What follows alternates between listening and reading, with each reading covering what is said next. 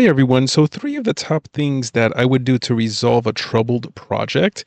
And this is especially a situation where you're coming in the middle of the project and you're taking over a troubled project. Firstly, you get control of the facts, you fix the accountability, and you rebuild the delivery plan. So let's go into each one each. So when you get control of the facts, you have to actually understand what's behind schedule, over budget, or at risk. What is the item that is making this project so problematic? You need to identify that and take note of that. Then you need to understand what milestones can be realistically achieved with the revamp. So you want to take a step back and work with the stakeholders as to what's going wrong with the project firstly, but then you need to decide what realistically can be achieved. And this is especially true when senior management is expecting the project to be done by a due date, and that due date is coming up really, really fast, and the team realizes that they cannot get everything done for that particular release or due date. You don't want everyone working 24/7. You want to sit with the stakeholders and communicate the fact that not everything can be realistically implemented, but you want to make note of realistically can be implemented and what features can be delivered. So you definitely want to do that here. After that, you want to establish a clear action plan for recovery.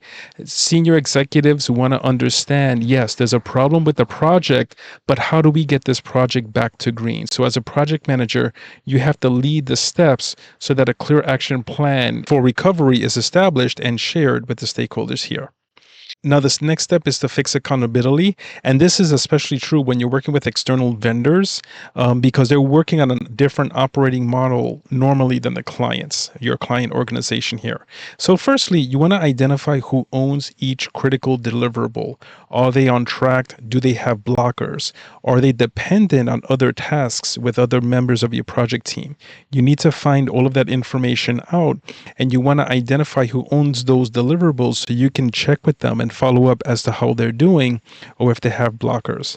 Another thing, you want to clarify roles, decisions, and deadlines, especially with the roles, because a lot of times in projects, they get underway with not everyone understanding what their role is on the project.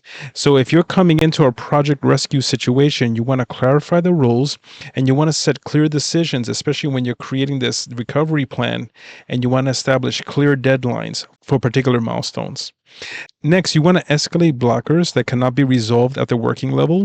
Normally, the team themselves will self-manage and resolve these blockers, but there's going to be times where senior managers or someone outside of the project team needs to remove a blocker for the team. So you, as the project manager, you have to step in and help escalate this if it's not getting the proper attention that it's supposed to get. So you have to reach out to managers or reach out to the people involved and let them know the impact of not resolving this blocker in a timely fashion to your project.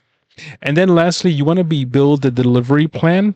You want to reprioritize the work that matters the most. Again, it's going to be very tough trying to implement everything and making everyone work 24/7 and every single day and on the weekends. That's not going to be realistic, and that's not going to improve teamwork there. So you want to reprioritize the work and answer the question, what realistically can get done by the deadline and the value that it produces for the project. You want to create a realistic roadmap. Again, you just don't want to create fantasy dates. You want to create dates and roadmaps that are based on fact and not fiction. And you want to establish short-term milestones and weekly accountability. With a troubled project, there's going to have to be more strict accountability, and also there's going to have to be retrospectives. A great idea, even if you're not in the agile environment, you should have retrospectives like every week or every couple of weeks, especially with a project that's in trouble like this. So in that way, you can get the project back on track and at least get some deliverables done by the due date.